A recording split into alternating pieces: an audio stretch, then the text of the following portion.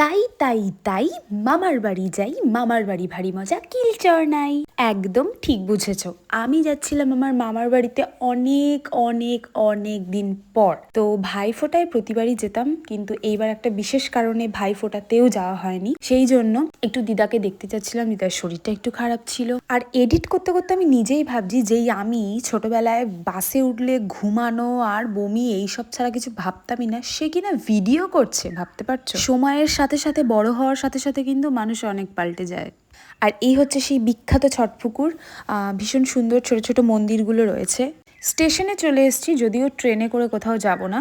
আর এই সিঁড়ি দিয়ে উঠতে যে কি কষ্ট, মানে কি বলবো, কিছু বলারই নেই। আর নামতে সেই মজা। দুপুরবেলা করে আমি আর মা বেরিয়ে পড়েছিলাম। এবার এখান থেকে নেমে ধরতে হবে টোটো। আর এখানে টোটোতে বসে, মানে বাইরে রবীন্দ্রসঙ্গীত চলছিল, আর আমি রবীন্দ্রসঙ্গীত শুনতে শুনতে কোথায় যেন একটা হারিয়ে গেছি। আচ্ছা, আমি কিন্তু পুরো রাস্তাটাই তোমাদের দেখিয়েছি, বলো তো আমার মামাবাড়ি কোথায়? তাড়াতাড়ি কমেন্টে জানাও। আর রাস্তা দিয়ে যেতে যেতে হঠাৎ চোখে পড়লো ফুচকা। উফ, যাই হোক, চলে গেল ফুচকাটা। তো নিয়ে নিলাম আবার একটা স্প্রাইট, আর চলে এসেছি এই যে আমার দিদা আর এই যে মা, সবাই বসে অনেক গল্প করলাম। চলো এবার চলে যাওয়ার পালা।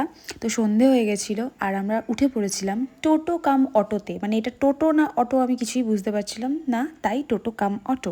আর স্টেশনটা যখন আসছিলাম তার থেকে অনেকটাই ফাঁকা ছিল। আর এই ঢুকছে এসি ট্রেন, আর আমি বাস থেকে সেটা দেখছি, তোমাদেরকেও দেখাচ্ছি।